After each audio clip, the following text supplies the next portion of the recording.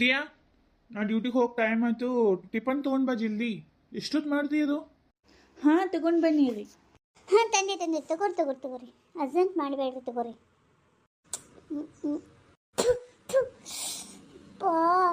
ನಿಂಗೆ ಎಷ್ಟು ಸಾರಿ ಹೇಳಬೇಕು, ಇದೇನಿದು ಉಪ್ಪಿಟ್ಟ ಬಿಸಿಬೇಳೆ ಬಾತ ಇಷ್ಟೊಂದು ಗಂಜಿ ಆಗೈತಿ.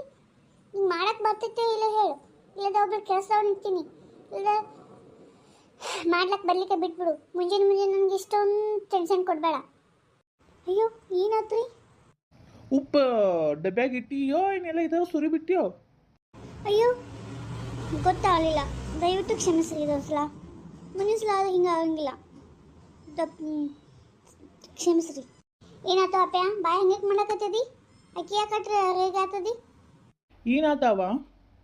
ಟೆನ್ಷನ್ ಆಗೈತಿ. ಆಫೀಸ್ಗೆ ಹೋಗ್ಬೇಕು ಅಲ್ಲಿ ಇದು ಆಫೀಸರ್ ಸರ್ ಮ್ಯಾನೇಜರ್ ಫೋನ್ ಮಾಡಿ ಬೇಯಕತ್ತಾನ. ಒಂದಿಟ್ಟು ನಾಷ್ಟ ತೊಗೊಂಡು ಬಾ, ತಿಂದು ಹೋಗ್ತೀನಿ ಅಂತಂದು ಹೇಳ್ರಿ.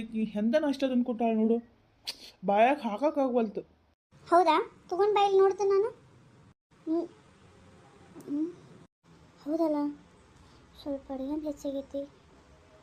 ಈಗ ಅವಂಗ ಅಕ್ಕಿ ಜೊತೆನೇ ಮಾತಾಡ್ರೆ, ಅವನ ಜೊತೆನೇ ಮಾತಾಡ್ರೆ ಅಕ್ಕಿಗೆ ಸ್ವಲ್ಪ ಟೆನ್ಷನ್ ಮಾಡ್ದಂಗೆ ಆಕತಿ. ಸ್ವಲ್ಪ ಕೊಡ್ರಿ ಒಂದಿಟ್ಟು.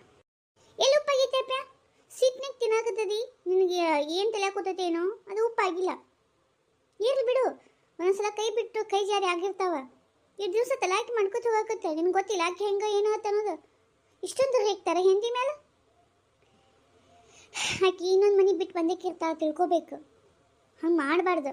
ಒಂದು ಬೇರೆ ಮನೆ ಹೆಣ್ಣು ತಂದ್ಬಳಕ ಸ್ವಲ್ಪ ಅಡ್ಜಸ್ಟ್ ಮಾಡ್ಕೊಂಡು ಹೋಗ್ಬೇಕು. ಯಾಕೆ ನಿಮ್ಮ ತಂಗಿನೂ ಅದಾಳಲ್ಲ, ನಿಮ್ಮ ತಂಗಿನೂ ಮೊದಲೇನ ಕಲ್ತಾ ಬಿಟ್ಟಾಳು ಅಡುಗೆ. ಇನ್ನೊಂದು ಮನೆಗೆ ಹೋಗ್ಯಾಳಿಲ್ಲ ಆಕಿನೂ, ನೀಟಂಗೆ ಎಲ್ಲ ಮಾಡ್ಕೊಂಡು ಹೊಂಟಾಳಿಲ್ಲ. ಆಕೆ ಗಂಡ ಆಕೆ ಸಪೋರ್ಟಿವ್ ಆಗಿರ್ತಾನೆ, ತಿಳ್ಕೊರೋಂದಿಟ್ಟ. ಹೌದು, ನಾನು ಇಷ್ಟೊಂದು ಅವಳಿಗೆ ರೇಗಬಾರ್ದಿತ್ತು. ತಪ್ಪತ್ತು ಪ್ರಿಯಾ. ನಾನು ಯಾವ ಟೆನ್ಷನ್ದಾಗಿದ್ನೇನೋ, ನಿನ್ನ ಬಗ್ಗೆ ನಾ ಯೋಚನೆನೇ ಮಾಡಲಿಲ್ಲ. ತಪ್ಪಾಯ್ತು. ಇರಲಿ ಬಿಡ್ರಿ, ಇದೊಂದು ಸಾರಿ ನನಗೂ ಹೆಂಗೆ ಮಾಡಬೇಕು ಏನು ಮಾಡಬೇಕು ಅಂತ ಗೊತ್ತಾಕತ್ತಲ್ಲ. ಏನೋ ಆಗಲಿ ಅಡ್ಜಸ್ಟ್ ಮಾಡ್ಕೊಂಡು ಹೋಗೋದು ಕಲ್ತ್ಬಿಟ್ಟೇನಿ ಅಲ್ಲ ನಾ. ಈಗ ಏನು ಮಾಡೋಕ್ಕೆ ಬರಲ್ಲ. ಇನ್ನೊಂದು ಸಾರಿ ಹಿಂಗೆ ಆಗಲ್ಲ ತಗೋರಿ. ನೋಡ್ರಿ ಅಪ್ಪ ಕೆಟ್ಟ ಬೇಸರ ಮಾಡ್ಕೊಂಡು ಹೋದ್ಲು, ತಿಳ್ಕೊಬೇಕು ಒಂದಿಟ್ಟು. ಇಲ್ಲವ್ವ, ನಾ ಯಾವ ಟೆನ್ಷನ್ದಾಗಿದ್ನೇನೋ. ಇನ್ನೊಮ್ಮೆ ಹಿಂಗೆ ಮಾಡಲ್ಲ ನಾನು. ತಪ್ಪತ್ತವ. ನನ್ನ ಮುಂದೆ ತಪ್ಪತ್ತದ ಕೇಳೋದಲ್ಲ. ಒಂದು ಇನ್ನೊಂದು ನೀನು ಹೆಣ್ಣು ಬಂದೈತಿ ಅಂದ್ಬಳಕ ಸ್ವಲ್ಪ ಅರ್ಥ ಮಾಡ್ಕೊಂಡಾಕಿ ಕೂಡ ಯೋಚನೆ ಮಾಡಿ ಬಾಳೆ ಮಾಡಬೇಕು. 5 ವರ್ಷ ತಕ್ಕಿ ನಿನ್ನ ಮದುವೆಯಾಗಿ ಬಂದ ಎಂದೇ ಸಾರು ನಿನ್ನ ತಿರುಗಿ ಮಾತಾಡಾಳ? ನಾನು ನೋಡೋಕ್ಕಾಗಲಿ ಮಾತಾಡಿಲ್ಲ. ನೀನು ಮುಂದಾದ ಮಾತಾಡಾಳ ಇಲ್ಲ ಅಂತ ಹೆಣ್ಣಂತರೂ ಅಲ್ಲ ಆಕಿ. ನನ್ನ ಕೂಡ ಎಷ್ಟೊಂದು ಅಡ್ಜಸ್ಟ್ ಮಾಡ್ಕೊಂಡು ಹೊಂಟಾಳ, ನಿನ್ನ ಕೂಡ ಅಡ್ಜಸ್ಟ್ ಮಾಡ್ಕೊಂಡು ಹೊಂಟಾಳ. ತಿಳ್ಕೊಬೇಕಲ್ಲ. ಇವತ್ತು ಸಂಜೆಗೆ ಬರ್ತ್ನಾಗ ಈ ಚೆನ್ನಾಗಿ ಒಂದು ಸೀರೆ ತೊಗೊಂಡು ಬಾ. ಸೀರೆ ಮಲ್ಲಿಗೆ ಹೂವು ತೊಗೊಂಡು ಬಾ. ಹೆಂಗದು ನಾಳೆ ನಿಮ್ಮ ಆ್ಯನಿವರ್ಸರಿ ಅದರ ನೆನಪೈತಿ ನಿಮ್ಗೆ? ಅಪ್ಪ ನೆನಪು. ಥ್ಯಾಂಕ್ಸ್ ಅಮ್ಮ, ನೆನಪು ಮಾಡಿದ್ಕೊ. ನಿಜ ನಂಗೆ ನೆನಪೇ ಇರಲಿಲ್ಲ. ನೀನಂತ ಅಮ್ಮ ಪ್ರತಿಯೊಂದು ಮನೆಯಾಗೂ ಒಬ್ಬ ತಾಯಿ ಇದ್ಬಿಟ್ರೆ ಆ ಮನೆ ನನ್ನ ಗೋಕುಲನ ಆಗಿರ್ತೈತಿ. ನೀವು ಎಷ್ಟು ಅಡ್ಜಸ್ಟ್ ಮಾಡ್ಕೊಂಡು ಹೊಂಟಿರಿ ಇಬ್ಬರು. ಎಷ್ಟೋ ಜನ ಹೇಳ್ತಾರೆ ನೀನು ಸೊಸೆ ಹಂಗೆ ಹಿಂಗೆ ಅಂತಂದು. ನೀನು ಇಷ್ಟು ಅಡ್ಜಸ್ಟ್ ಮಾಡ್ಕೊಂಡು ಹೊಂಟಿಯವ. ನೀನಂತ ತಾಯಿ ಪ್ರತಿಯೊಂದು ಮನೆಯಾಗಿರ್ಬೇಕು. ಇದ್ಲು ಅಂದ್ರೆ ಆ ಮನೆ ನನ್ನ ಗೋಕುಲನ ಆಗಿರ್ತೈತಿ.